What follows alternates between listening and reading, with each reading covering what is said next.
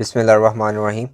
السلام علیکم ناظرین، آج ہم بات کریں گے ترکوں کی نظر میں ارطغرل کے والد سلیمان شاہ کی عقیدت کا کیا عالم ہے اور کب کب سلیمان شاہ کے مزار کو اپنی جگہ سے منتقل کیا گیا۔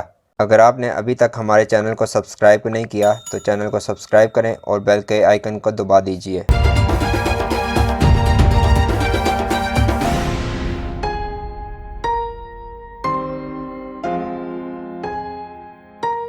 جب سلطنت عثمانیہ زوال کی جانب گامزن تھی تو اسے شکست کا سامنا کرنا پڑ رہا تھا، تو اس کا فرانس سے ایک معاہدہ ہوا جس کو انقرہ کا معاہدہ کے نام سے جانا جاتا ہے، جس کی شق نمبر 9 کے مطابق سلیمان شاہ کا مزار، جو کہ اس وقت شام میں تھا، ترکی کا حصہ قرار پایا۔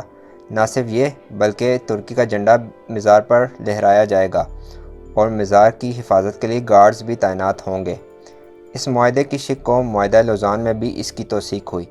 یہ وہی معاہدہ لوزان ہے جس میں ترکی کے ہاتھ پاؤں باندھے گئے اور خلافت کو ختم کیا گیا۔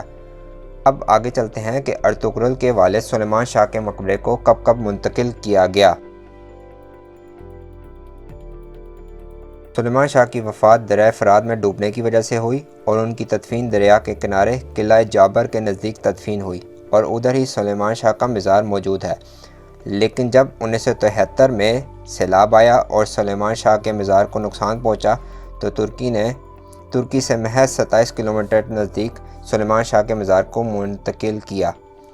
لیکن جب شام میں خانہ جنگی کا آغاز ہوا اور داعش نے انبیاء کرام علیہ السلام کے مزارات کو شہید کرنا شروع کیا تو ترکی کے اس وقت کے وزیر اعظم رجب طیب اردوغان نے کہا کہ اگر مزار پر حملہ ترکی پر حملہ تصور ہوگا۔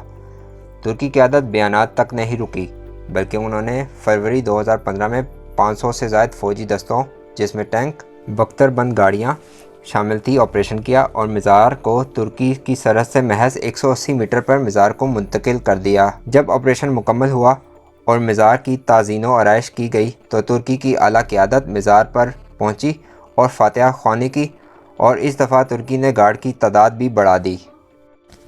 2018 میں ترکی کے ڈپٹی وزیر اعظم نے کہا کہ ہم مزار کو اس کی اصل جگہ پر منتقل کریں گے۔ اسی کے ساتھ ہی آج کی ویڈیو یہاں اختتام پذیر کرتے ہیں۔ اگلی ویڈیو تک کے لیے اللہ حافظ۔